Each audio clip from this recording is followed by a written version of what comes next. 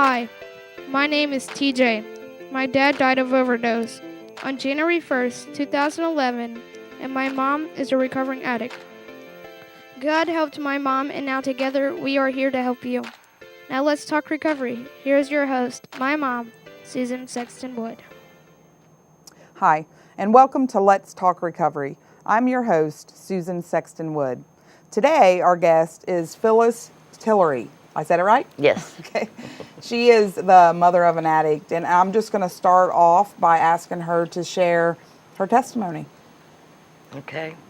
My son would have been 27, or he was 27 when he died. He would be 34 right now. He was the greatest kid a mother could ever think of having. He was polite.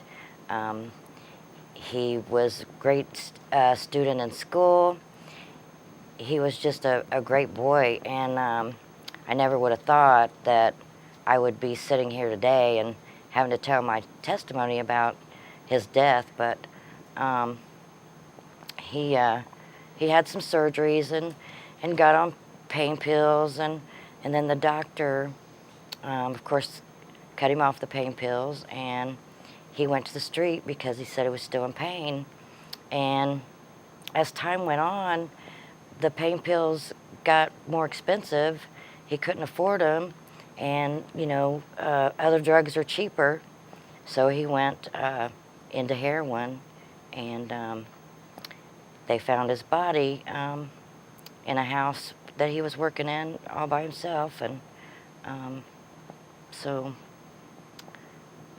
that's basically what I had to deal with. I didn't know anything about drugs or heroin or anything. So as he was going through all this, I saw signs, but I denied those signs. I was in denial. I thought my son I would never have to worry anything like that. He wouldn't do that, And so I just went on as if everything was okay. And if he wasn't okay, he always was able to pick himself back up if he got down, and that if something was going on, he would fix it. And so at the time of his death, I was still in denial, and I said, well, he must have just got some heroin just to kill himself or something, because my son wouldn't be doing that. And then I was told that he had been doing heroin for over a year. I know now of people that's been on heroin for 10, 15, 20 years, and they're still alive, and that's fortunate for them. And, if they could realize that they need help and, seek help, they don't realize how blessed they would be. Right. So after my son died, kind of like life with him was just playing before my eyes, and I was seeing this action from him, and all the signs were just coming right before my face, and I did not understand why I didn't see him. And then I said I saw him, but I didn't pay no attention to him. I didn't know what I was seeing. I went through the guilt thing of was I a very good mother?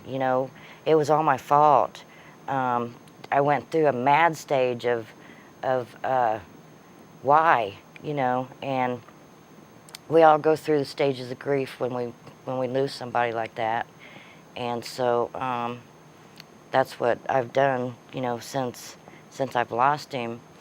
And the day he died, I was on my way to church, and I got the call, and some very good friends of ours, they took me back to their house, and they sit and read the Bible to me for about 4 hours. Oh, wow. And I can't tell you what he read. I can't tell you what we talked about. I know there was a lot of things that had to do with death.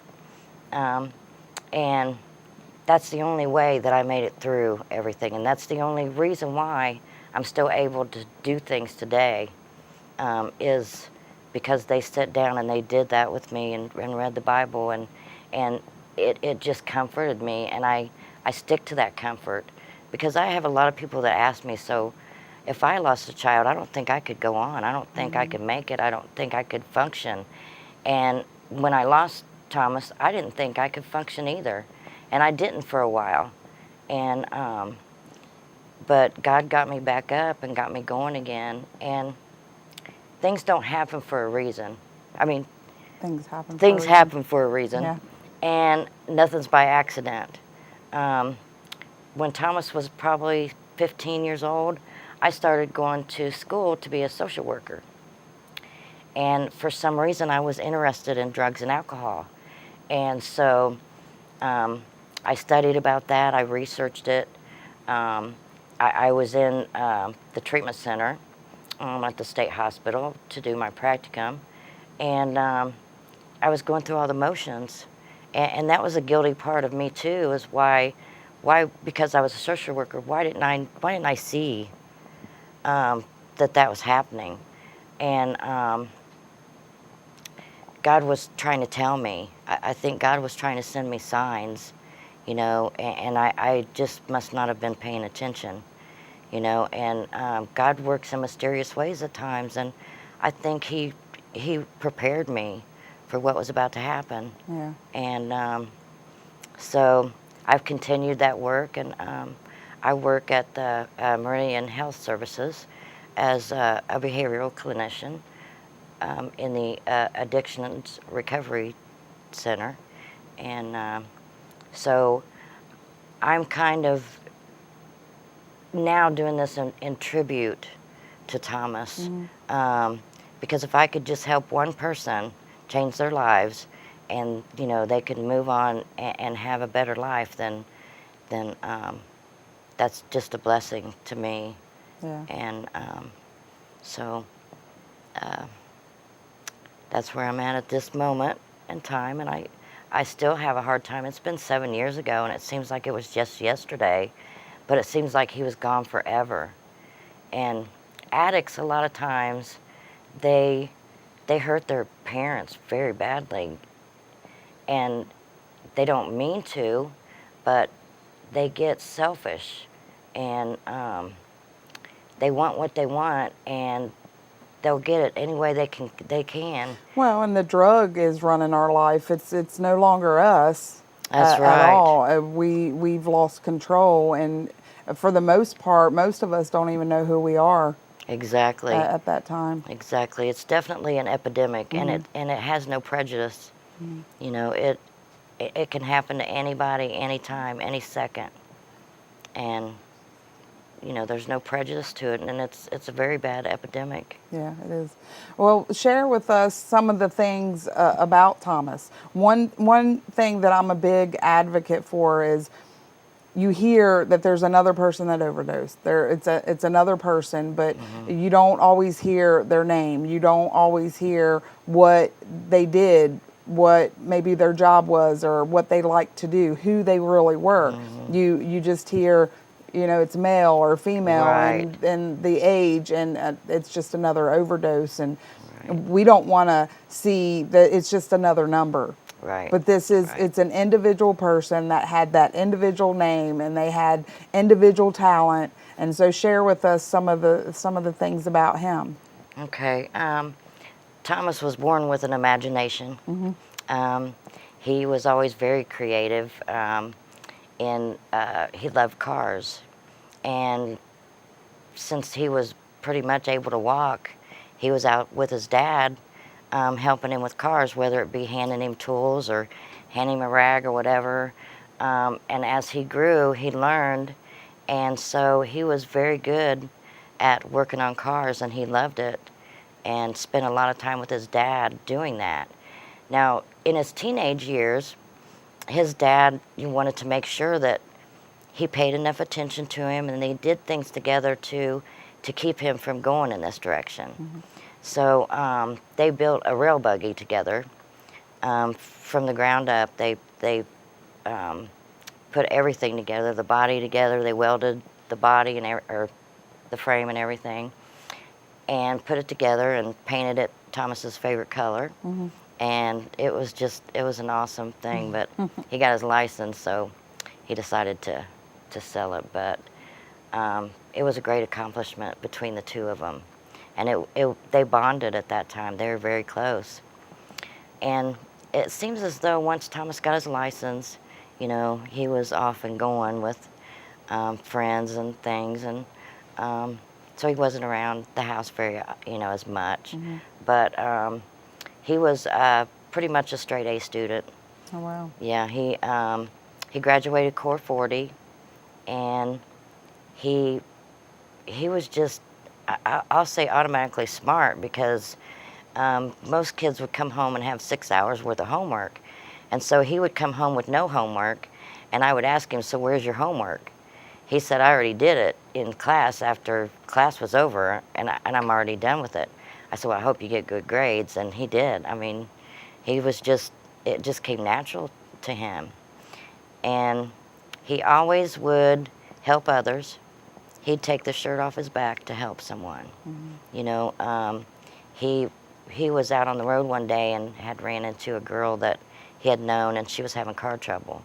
And he didn't hesitate to stop and help her, and he was always willing to help everybody. Just the easygoing, social, perfect teenager, you know. I never had to worry about him. And I think that's why I did look over a lot of things, because Right. I just, he was such a good kid growing up, I didn't have to worry about him. I just, Well, and it's hard to look for signs when you really don't know a lot of the signs anyway. 7 years ago, the epidemic was just starting. And Right. that's the way I feel, because Tim has been gone for 7 years too. wow. And I was in active addiction, but it just didn't seem as bad as what's happening now. You know, Right. there's many people, you know, and it's every state. It's not just Indiana. It's Right. not just Kentucky. Right. It's all the states. It's a worldwide epidemic. And there's fentanyl now. It's not just heroin. It's carfentanil. And so it's changing, you know? Yes, it's changing very much. What people don't realize is how they're hurting their bodies. You know, they do the drugs and they do it and they end up being numb. They don't realize how much they're hurting their body. And a lot of times, once they come clean, they have some health issues that they have to deal with. And Oh, yeah. depending on how long they've used and how much they've used, it has a lot to do with what physical problems they're going to have to deal with, you know, with their health. Yeah. I've seen young people have heart problems and had to put those artificial, what do you call them, things in there to keep their heart beating, things like that, and they get infections around their hearts. Yeah, and that's from sharing needles and yeah. Right, and of course there's Hep C and just And all Hep kinds of B. things. Hep B, yes. And the society is trying everything that they can do. You know, you hear a lot of there's a lot of different discussion when you talk about the needle exchange or medicated Right. treatment. And realistically, everybody's just trying to figure out what is going to work to keep people alive. Right. It shouldn't be as much of an argument. There's a lot of things that I wouldn't promote, but at the same time, I try to respect another person's recovery because it's not the same as mine. Right. And I need one thing, but other people, you know, they need what they need too. Something else, yeah. Yeah, everybody's needs are different. Everybody recovers in a different way. And they all have different support systems. And, you know, there's some that don't have any support. Right. So, I mean, it's happening to all ages. I mean, it's starting out so young. Yeah, it is. And I'm finding a lot of people's telling me that they were like 13 when they got started. So, you know, it's good for parents to become educated and to see what addiction's all about. It's also good for people that are in my generation to find out what addiction is all about. And these are people that had had great lives ahead of them, and they still may do have great lives ahead of them. But you know, they had it all going for them, and because of the addiction, it's taken them totally a different direction. Yeah. And we find that society kind of stereotypes in a way a lot of times, and it's only because we're not educated enough. Yeah. You know, because I have seen, and I have educated parents to what addiction is all about and what they're going through and how to help them, and it's really changed a lot of families to where they begin to work together and they understand. You know, it's not that my child used to be a really good child and now they're a bad child. That's not the same. That's not it. They're still the same on the inside, you know, and they just got to find themselves again. And Well, and realistically, if we knew who we were, we wouldn't have used. If we knew, a lot of times we don't even realize why we started to use. exactly. It's either self-medicating. There's a lot of peer pressure when it comes to, you know, you're talking about 13-year-olds. Right. There's a lot of peer pressure, and people use because of that. I've heard people say, I just wanted to get high. And but realistically, it takes control of lives, and it destroys lives. Not only the addict, but the parents of addicts and the children. They're and you, social worker, right? Right. And so you've seen this because a lot of kids get taken away from their parents because of it. Yes, a lot of people are dealing with losing their children. And I've talked with them, and they love their children with all their hearts and don't really understand how they got where they are. Right. And then it's very hard for them to get back. You know, I mean, this gets a hold of them, and it just won't let go. And something very minute, simple can trigger anything. I mean, an argument with someone, a feeling that they have can cause them to relapse at any moment in time, and relapse happens, and they have to learn the coping skills to learn what their triggers are, what they're craving about, when they're craving, and how to fight those cravings, and how to, you know, go about a normal life. And if they relapse, then, you know, get back up and go again. Right. And that's where the difference in sobriety and recovery are different. And one Exactly. thing you said, and I'm going to encourage you to think about it a different way, is relapse happens.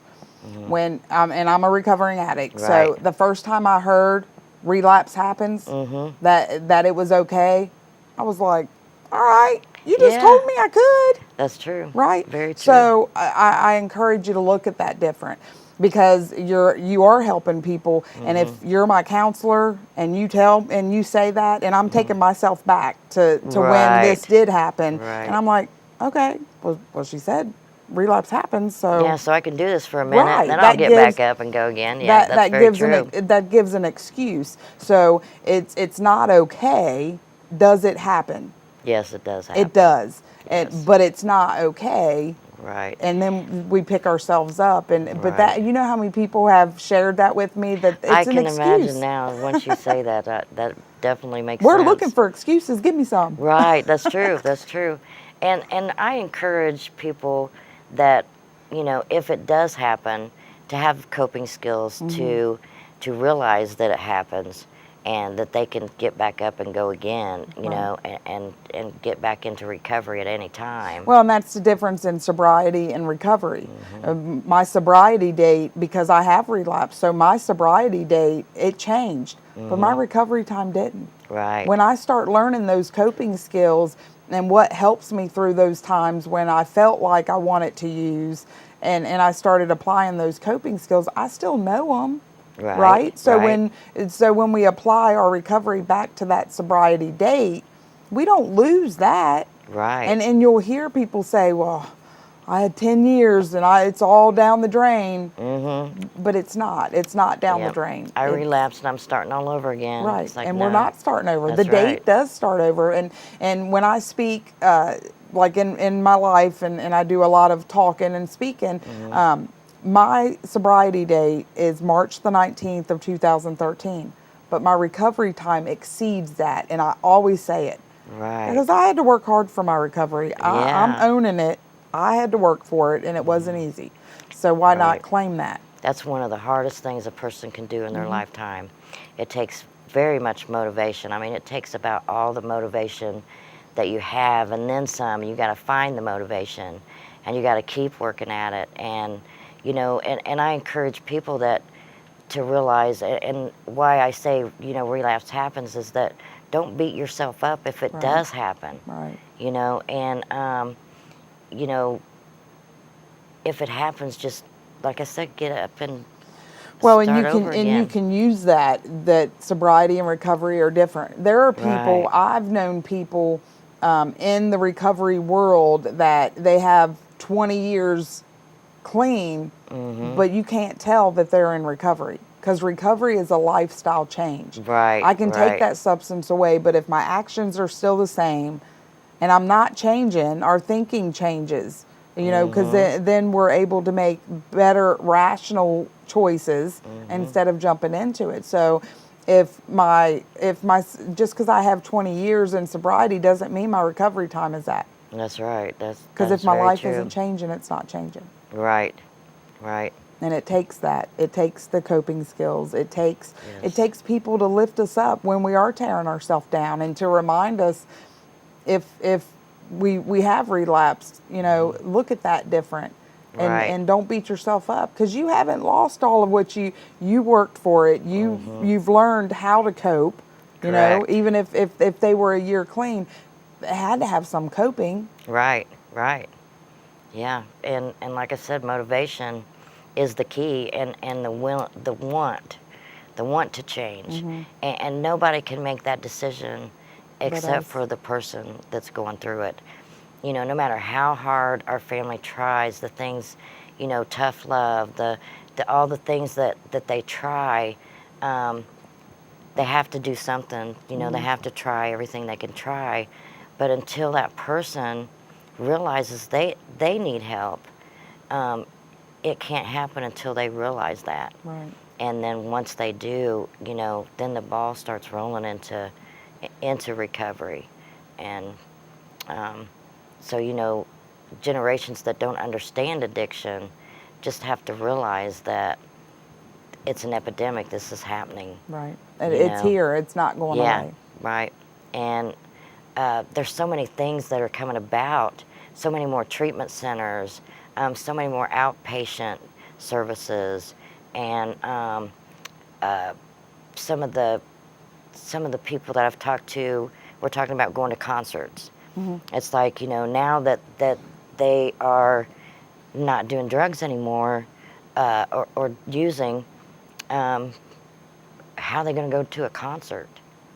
Because they go hand in hand. There's Christian concerts. Well, and also the concerts that they like, they're now having like yellow balloons and yellow flags up. And where you see those yellow balloons and flags, that is where the sober people are, that are not Oh, wow. drinking or doing drugs or anything, and that they are, you know, they can go into that area.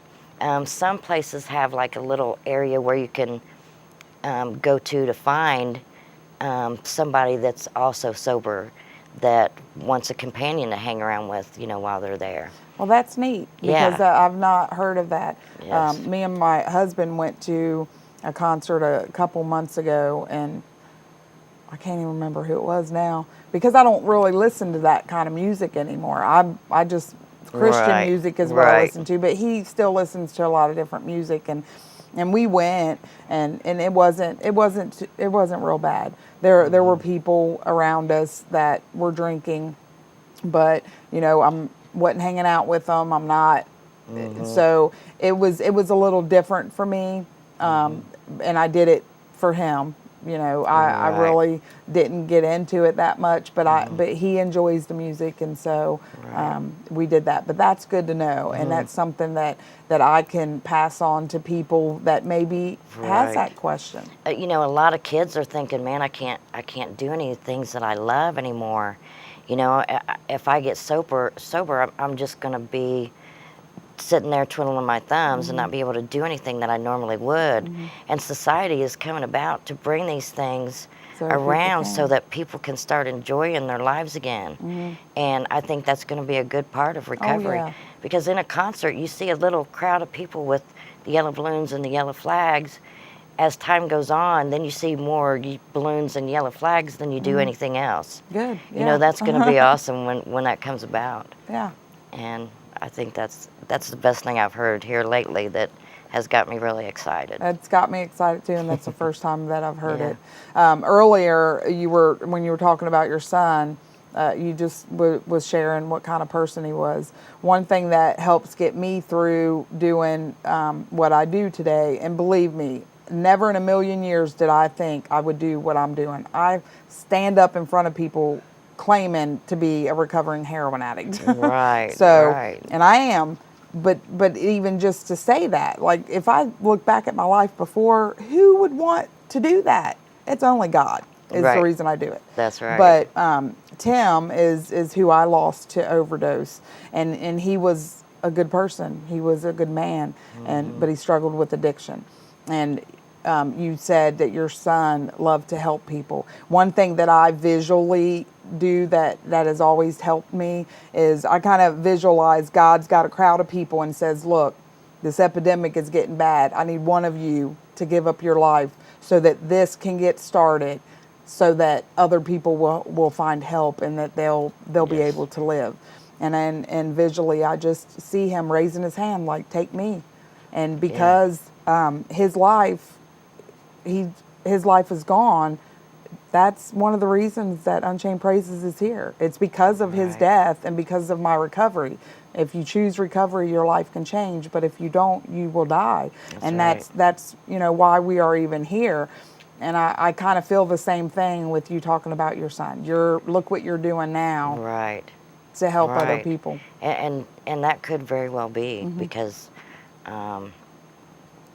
there's got to be people to help other people and people to begin to understand what's going on. And you know, I really feel like I learned the hard way, but I learned the way that's meant to be, you know, and I'm doing what I do through God for him to open my eyes to sometimes say what I need to say to the right person. Right. If they just hear the right thing at the right moment and it sticks in their head, that could be the reason that they change their life around. And he will speak through you, and That's that's right. just what That's right. happens. So we just thank you for coming to be on the show. I know Thank you. I actually met you a couple years ago, and we've stayed connected. We don't talk all the time, but Right, I right. see what you're doing, and Yes.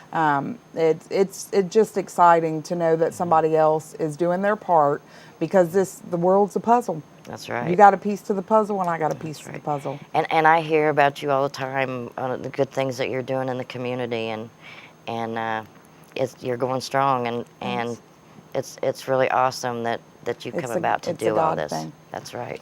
So we thank you for joining us on Let's Talk Recovery. I just continue to ask for your prayers and just continued prayers in this. And we just thank you again. You have a blessed night. Thanks for joining us.